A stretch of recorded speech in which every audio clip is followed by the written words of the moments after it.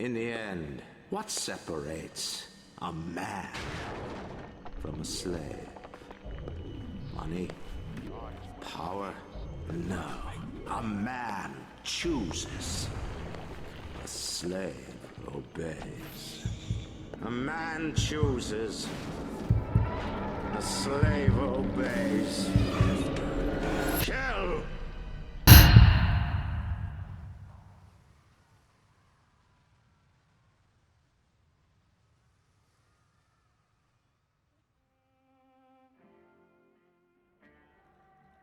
No gods or kings, only man. Probably one of the most iconic phrases in all of gaming. A phrase meant to tell you that not a god, not a king, and no other form of authority can be had over you. Your individuality is what drives the world. On paper, the idea sounds great, almost flawless. Whatever you do determines what you get. If you do nothing, you get nothing in return. The world does not coddle you, but as we all know, humans don't work like this. So what happens then when human ideals mix with human nature?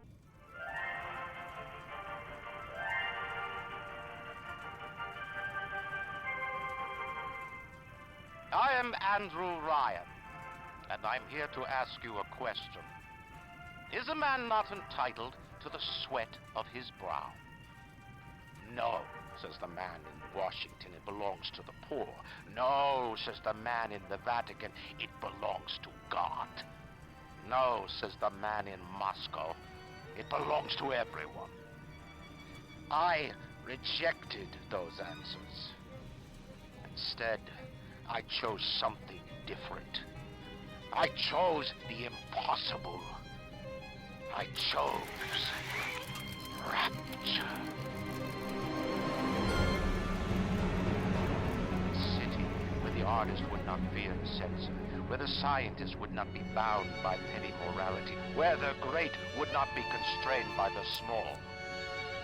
And with the sweat of your brow, Rapture can become your city as well. Andrew Ryan, the first character we're introduced to, claims that every man is entitled to the sweat of his own brow. His own works should not be given to God, to the poor, to the government. Nobody who has truly worked for something should have his or her works stolen by somebody bigger than them. He takes this idea so far as to say, "Is there blood on the streets? Of course. Have some chosen to destroy themselves with careless splicing? Undeniable. But I will make no proclamations. I will dictate no laws. The great chain moves slowly, but with wisdom. It is our impatience that invites in the parasite of big government. And once you've invited it in, it will never stop feeding on the body of the city."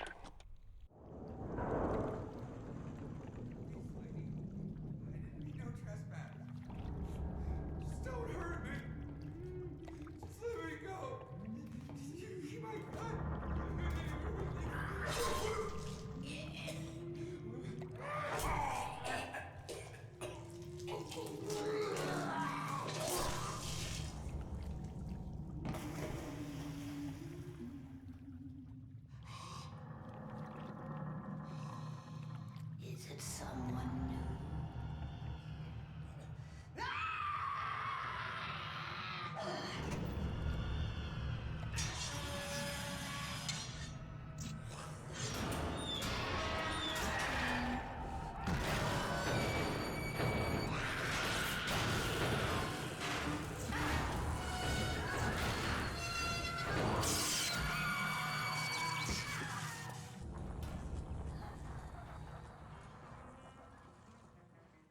The first thing Rapture introduces us to outside of its marvelous structure is death. Blood in the streets, as Andrew Ryan says. Careless splicing, as the spider splicer shows us. It's all shoved in our face at the very beginning of the game, before we ever take one step into Rapture itself. And this is where the true horror of BioShock lies. Not with Andrew Ryan, not with his ideals, not with Frank Fontaine and his back and forth with Andrew Ryan for power. It's the way in which the ideas that Andrew Ryan gives to Rapture enable the worst in people. And while I mentioned that I'm not talking about Frank Fontaine, he is still a product of Andrew Ryan's ideas. But at the same time, he himself becomes an enabler, just like Andrew Ryan does. These sad saps. They come to Rapture thinking they're gonna be captains of industry. But they all forget that somebody's gotta scrub the toilets. What an angle they gave me. I hand these mugs a cot and a bowl of soup, and they give me their lives. Who needs an army when I got Fontaine's Home for the Poor? And hell, just for the sake of argument, in order to counter Frank Fontaine's Revolution Army, or as he calls it, Frank Fontaine's Home for the Poor, Andrew Ryan takes to using the plasmid business and the ideas of mind control to make his own army. Dr. Suchong, frankly, I'm shocked by your proposal. If we were to modify the structure of our commercial plasmid line as you propose, to have them make the user vulnerable to mental suggestion through pheromones, would we not be able to effectively control the actions of the citizens of Rapture? Free will is the cornerstone of this city. The thought of sacrificing it is abhorrent. However, we are indeed in a time of war. If Atlas and his bandits have their way, will they not turn us into slaves? And what will become of free will then? Desperate times call for desperate measures. And I'm not trying to downplay what either Andrew Ryan or Frank Fontaine have done. I'm simply using them as examples to pose a question. If these two, in their pursuit of power and control with plenty of spotlights on them, they're the biggest figureheads in Rapture, if these two will perform these sort of atrocities out in the open, what then happens with people who maybe have less of a spotlight on them, but enough control and just enough insanity to push boundaries? What can I do with this one, Aphrodite? She won't stay still! I want to make them beautiful, but they always turn out wrong! That one too fat! This one too tall! This one too symmetrical! And now, what's this goddess? An intruder! He is ugly! Ugly! Ugly! Introducing first, Dr. J.S. Steinman, a successful orthopedic surgeon with many accomplishments in the field of plastic surgery. Within Rapture, he became both famous and infamous for his cosmetic enhancements. With his many accomplishments in the field of plastic surgery before Rapture, it would make sense that somebody like Andrew Ryan would want him around. And it seems as though at first things were going well. People can pay him to make them beautiful. That was until the introduction of Adam. With Adam, Dr. Steinman's field of work was revolutionized, so much so that posters advertising his service would read, "With Adam, there's no reason not to be beautiful." And this revolution in his field of work and the enablement from Andrew Ryan not dictating any sort of rules or regulations on his work is what would lead Dr. Steinman's mind to deteriorate and his perception of beauty to take a drastic shift.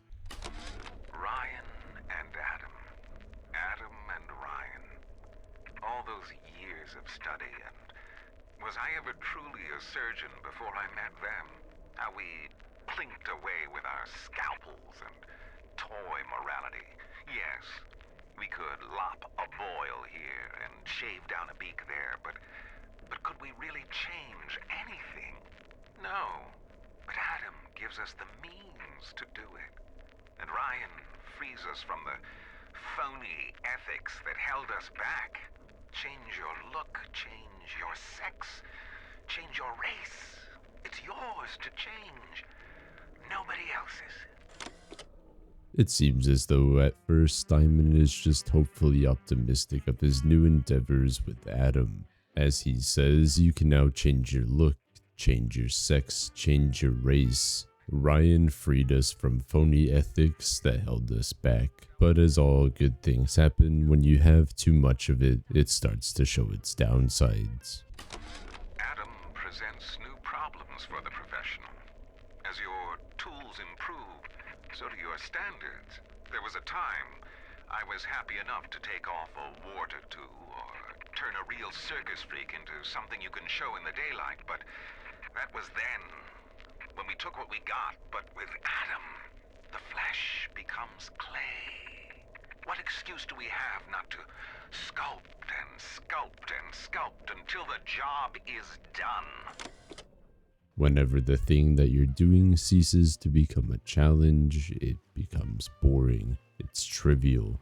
There's nothing fun or exciting about being the best at everything you do and being able to do it perfectly. And that's the trap that Steinman fell into. Adam allowed him to do his job flawlessly. Like he said, he was perfectly content removing warts and making people look presentable in public. But now these operations cease to be a challenge. He can make anybody perfect. He can make anybody flawless and effortlessly. Like he says, Adam turns the human body to a sort of clay that you can mold and mold until the job is done. So why wouldn't you do that? With Adam, you have no excuse not to be beautiful. But if the norm becomes that everybody's beautiful and everybody's flawless and there's no challenge in making yourself a beautiful, flawless, perfect specimen, what is there to challenge yourself with? Steinman thinks at first that it's just his simple lack of imagination. I am beautiful, yes. Look at me. What could I do to make my features finer? With Adam and my scalpel, I have been transformed. But is there not something better? What if now it is not my skill that fails me, but my imagination?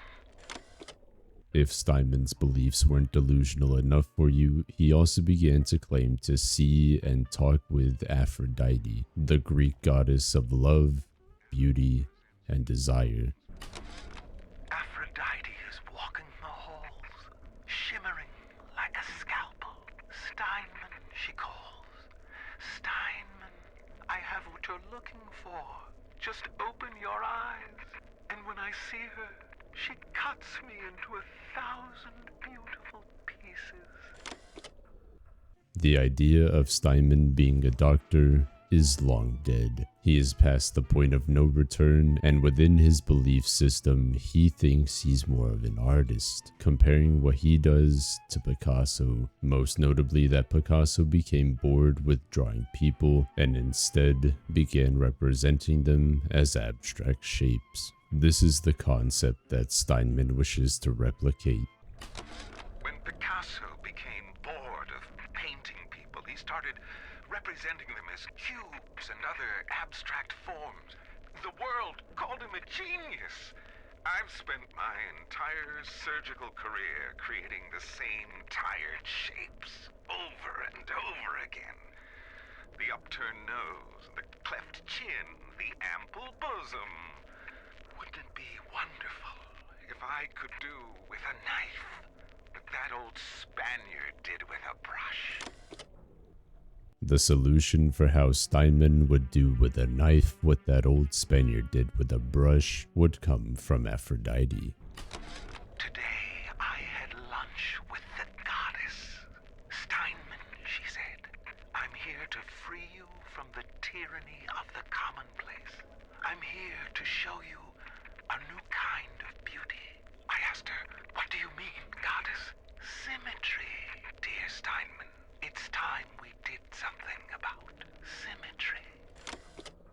And that was it. Symmetry and perfection. Everybody's faces perfectly symmetrical. Not a bump or blemish out of place. Everything is perfect. And instead of accepting this beauty and perfection for what it was, Steinman saw it as a problem that he as a cosmetic surgeon needed to fix. 4-0 silk, and done. The nose looks terrific, Dr. Steinman. Doctor? You know, looking at it now, I didn't realize how much her face sags. Scalpel? Excuse me? Scalpel. Doctor, she's not booked for a facelift. Let's just come in here and... Doctor, stop cutting. Doctor, stop cutting. Get me the chief of surgery. Get me the chief of surgery now!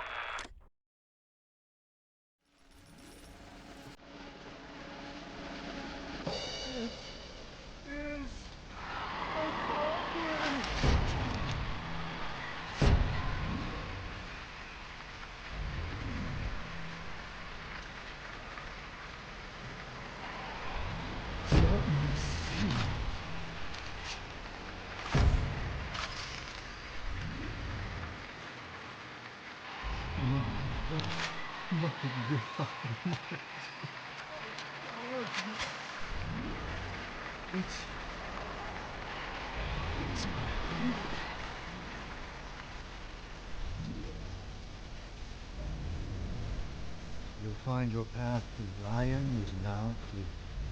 Yes, Sandra said hello. Sander Cohen, an artist, musician, and poet. I feel like it would be disingenuous to say that Sander Cohen was a normal artist before he came to Rapture, mostly for the fact that, as the stereotype goes, you cannot be both normal and an artist. Upon reaching Rapture, though, whatever sense of normalcy Sander Cohen had ceased to exist. Within the world of Rapture, Sander Cohen finally felt as though he didn't have to cater to people. He could do whatever he wanted within his field of art, and that's exactly what he did. He created the music he wanted, made the movies he wanted, performed plays that he wanted, and created the art in which he took pleasure in doing. He had effectively escaped the confines of the normal, regular, everyday world in which he catered to, in favor of Rapture, which gave him freedom and the ability to do what he wanted. But there's a problem, because as an artist, no matter where you go and no matter what you do, you can never escape criticism. Cohen's not a musician. He's Ryan's stable boy. Ryan's corrupt policies crap all over the place, and Cohen flutters around clearing it up. But instead of using a shovel, like you would with a proper mule, Cohen tidies with a catchy melody and a clever turn of phrase. But no matter how nicely it sounds, he can't really do anything about the smell. Like any other artist, Cohen doesn't exactly like criticism. Most artists, though, especially popular ones, should understand a few fundamentals of criticism. For one, not everybody is going to like what you're doing. If they don't like it, they don't have to listen, watch, read, whatever the media. So you don't even need to acknowledge that criticism because it's just not something that they like. You shouldn't change yourself to make them feel better. Secondly, there is good types of criticism, believe it or not. Constructive criticism is the most helpful thing in the world. You don't exactly want to be surrounded by yes men who tell you that everything you do is flawless. Lastly, and most importantly of all, if somebody criticizes you, you probably shouldn't use your friends in higher places to put a hit out for them. I just got the word to put the bump on Anna Culpepper. This isn't some gangster or hard-nosed political operative. We're talking about a dizzy twist what wrote a song or two that got under Ryan's wig. And while Sullivan here says that Anna wrote a few songs that got under Ryan's wig, I'm a little bit more inclined to believe that there's more going on than just that. For one, Andrew Ryan and Sander Cohen, although now not so much, used to have a really good relationship. And considering Andrew Ryan's questionable ways of dealing with things, as we learned about previously, it doesn't seem too far-fetched that if Sander Cohen came to him and asked for her to be bumped, Andrew Ryan might just oblige, because friends help friends. One of them has a problem and the other one has a way of solving it. Andrew Ryan may not have a single problem with Anna Culpepper, but Sander Cohen hates everything about her. Regardless Regarding your review of Anna Culpepper's latest musical insult, of all the worthy artists in Rapture, why you continue to devote column inches to this musical gremlin is beyond my imagination. Where she is not derivative, she's boring. Where she's not boring, she's obvious. Where she's not obvious, she's dangerous. Now, as a side note, I couldn't help but listen to this audio recording and think that Sander Cohen here sounds a little bit like Andrew Ryan. The way he talks about Anna Culpepper is similar to the way that I would imagine Andrew Ryan talking about Frank Fontaine, especially where he calls her derivative, boring, obvious, and dangerous.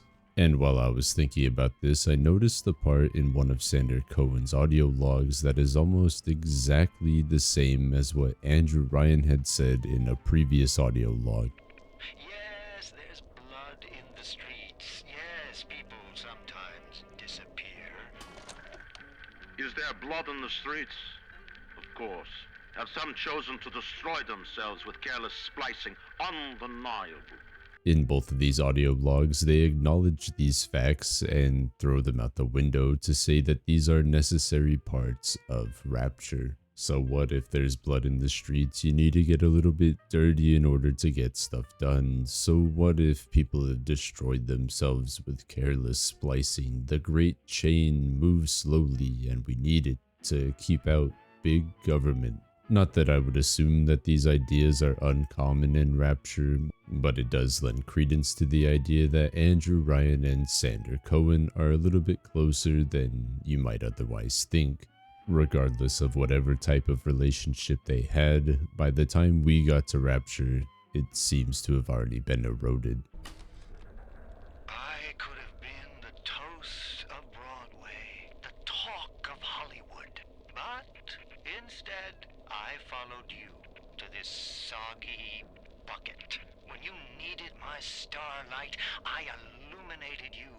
But now I rot, waiting for an audience that doesn't ever come. I'm writing something for you, Andrew Ryan. It's a requiem. So Cohen's an upset artist who may or may not have had somebody who he doesn't like assassinated, and while this alone is more than enough to warrant calling Sander Cohen evil, the events throughout the Fort Frolic section only serve to amplify this idea.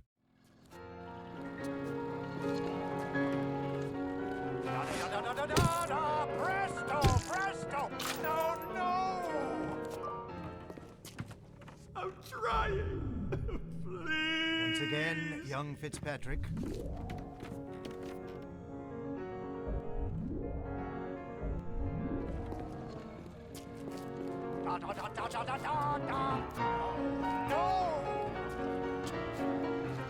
Oh God, you sick fuck! Let me out of there! Cohen will kill the first of his 4 disciples. He would like us to kill the other 3 and take a picture of their dead bodies to put on his magnum opus. Do you see it? When I am dust, this is what they'll point to. My quad tick. My masterpiece. Go ahead. Don't be afraid. Touch it.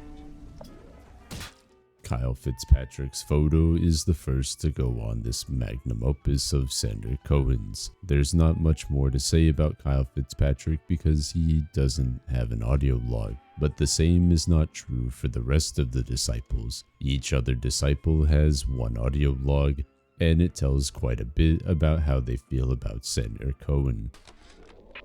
You think you gotta finish me in here, you old fruit? You're the saps you tossed in this meat locker, all panicked like rabbits. I just watched and waited, and when they started to kick, I started to scavenge. Made myself a little splicer cocktail, I did. You can't come in from the cold, and you gotta grow ice over your heart. And the Iceman cometh, Sander baby. The Iceman fucking cometh. That was bracing. Take a photo of him and place it in the quad tick. I'm feeling full like an expectant mama. You won't lock us in, old man? Oh, that's fine with cops. I used to love you. I used to think you're a musical genius. You know why? Because you paid my rent, you ancient hack. Come on to the record store. I'll show you what I think of your plinkety plink plink. He was a nasty one. And my favorite. But I think I like it better this way. Take his damn photo. Chop, chop. You know what? Art, music, poetry. It's all grift. Cohen's got Ryan wrapped around his little pinky. And why? Because he tells him what he wants to hear. Rise, Rapture, rise. Nuts. That stuff was stale before it came out of Cohen's pen. I'm through with the whole pinata. See that old fruit trying to keep me here. He was a lout, but he was vigorous. Get the photo before it completely dries up. With the disciples dead and their pictures taken, we can finally finish Sander Cohen's masterpiece. After finishing it, Sander Cohen will appear, come down the stairs, and marvel over his creation, which we sort of created, but that's besides the point. The point is that Sander Cohen used his clearly disgruntled disciples and turned them into an artwork using their dead bodies. From the audio logs, it would seem as though Sander Cohen locked all of his disciples away for this very moment. A moment in which somebody would come along, kill them, take their photo, and finish his masterpiece. That person would be us. What's ironic about this is that before we leave, and later on in the game if we want to, we can kill Sander Cohen and take a photo of his body as well.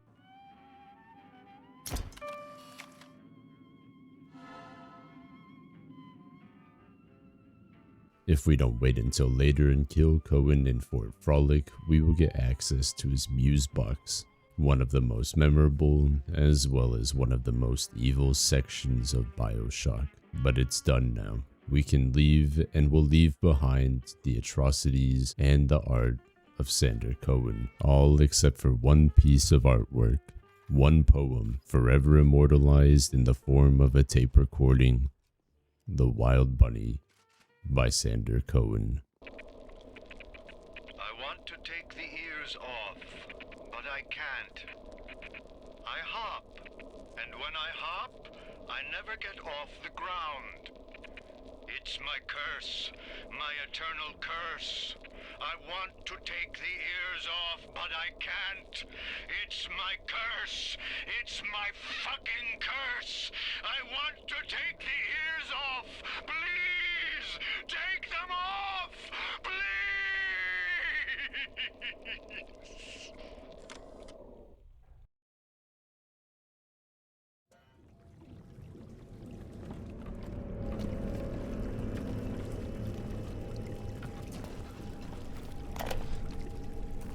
We saw our Masha today. We barely recognize her. That's her, Sam said.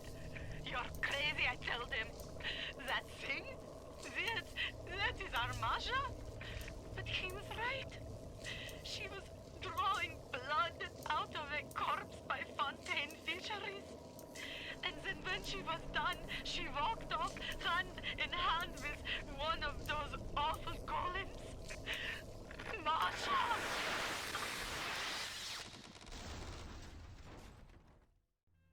Unlike the previous few sections, this last part will be a group effort, a collaborative project, if you will. The group project in question is the abuse of the Little Sisters. Calling what gets done to the Little Sisters abuse is a very mild way of putting it, but we'll get into that. To begin, we have to understand what Adam is, or more specifically, how Adam came about in the first place and why it's so important. To explain this to us, Dr. Tenenbaum. I saw one of these small smugglers having a game of catching on the docks today. And this surprised me because his hands were crippled during the war. He was unloading the barge the other day when he was bitten from the sea slug. He woke up the next morning and he found he could move his fingers for the first time in years. I asked him if he still had that sea slug. As luck would have it, he did. This little sea slug has come along and glued together all the crazy ideas I've had since the war. It doesn't just heal damaged cells, it resurrects them. I can bend the double helix. Black can be reborn white, tall, short, weak, strong. But the slugs alone are not enough. I'll need money. And one other thing. This sea slug allowed a man to move his fingers for the first time in years. It's a miracle, a wonder of nature. Even Tenenbaum goes to tell us that it doesn't just heal damaged cells, it resurrects them. She can bend the double helix. A black person can be born white. A tall person can turn short. A weak person can turn strong. And as we've seen and as I've briefly touched on previously, this goes awry whenever people start using it for their own pleasure. How this pertains to the Little Sisters is through a simple chain of human greed. Adam allows people to play God or simply indulge in their own self-satisfaction. The sea slugs are a finite resource. The sea slugs can produce even more Adam if they have a host. Little Sisters provide that host. The augmentation procedure is a success. The slugs alone could not provide enough Adam for serious work, but combined with the hosts, now we have something. The slug is embedded in the lining of the host's stomach, and after the host feeds, we induce regurgitation. And then we have 20, 30 times yield of usable Adam. The problem now is the shortage of hosts. Fontaine says patience, Tannenbaum. Soon, the first home for Little Sisters will open, and that problem will be solved. And you know, maybe taking Little Sisters and turning them into Adam factories in and of itself is very questionable, we'll say. But to make matters worse, a few things. For one, as you saw in the intro to this section, the Little Sisters' appearances are pretty horrifying. And what they do, they draw blood out of corpses and walk around with the big daddies. And this isn't just a one-off statement from a grieving parent. This sentiment gets repeated over and over again by anybody who comes in contact with the Little Sisters. On my walk today, I had my first encounter with a pair of them. He, a lumbering palooka in a foul-smelling diving suit, and she, an unwashed moppet in a filthy pink smock. Her pallor was off. Green and morbid. And there was a rather unpleasant aspect to her demeanor, as if she were in an altogether different place than the rest of us. I understand the need for such creatures. I just wish they could make them more presentable. But so what? So what a few girls have to be ugly and maybe downright horrifying if we can produce 20 to 30 times more usable Adam and be able to cure any sort of infection or ailment that you might have? What's the big deal? It's not like they're killing them. Not only are those little girls veritable Adam factories, they're nearly indestructible. They regenerate any wounded flesh with stem versions of the dead cells. But their relationship with the implanted slugs is symbiotic.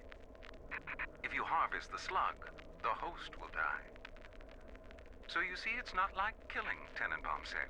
It's more like removing a terminal patient from life support. Now, the reason this is so evil should be obvious. There are little girls dying for the sake of everyone else. But the reason that this is the biggest problem in Rapture, aside from the objective evil here, is that it is for everyone else. This isn't a one-person problem. It's not an Andrew Ryan problem, it's not a Frank Fontaine problem, Tenenbaum, Suchan, whoever. This is everybody. Seemingly every single person within Rapture uses Adam, whether they know or not how it comes about. It doesn't matter. They will use and abuse it for their own gain. Everyone, including us. Now, we don't exactly make a whole lot of choices throughout BioShock, but the one choice we do get is whether to harvest or rescue the Little Sisters. Harvesting the Little Sisters will remove the sea slug from their stomach and give us more Adam than we otherwise would get from rescuing them. The alternate option is obviously rescuing the Little Sisters, getting less Adam, but they will reward you with other stuff along the way. Moving on though, whether you harvest or rescue the Little Sisters determines what kind of ending you'll get. Obviously, harvesting them will get you a bad ending and rescuing them will get you a good ending. And all of this leads up to the final question I have for the video. Are we evil? More specifically, is Jack evil? And honestly, I don't even want to give an answer to that question. I'd rather see what you guys think in the comments, so let me know down below if you think that he's evil, or we're evil, or does it just depend on who's playing, I guess. I don't know, let me know in the comments.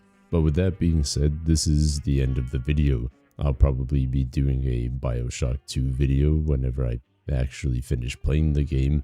But this is a video that's been requested for quite a while, and honestly, some of the horror elements within BioShock are really good, even though it's not a horror game per se. Maybe it's a little bit out of the realm of what I normally do, but I had fun doing it, and I hope you all enjoyed it too. And if you did, be sure to like, leave a comment, and subscribe if you want to. I'll be posting videos once every month, and maybe a little bit more here and there sprinkled in. I love you all.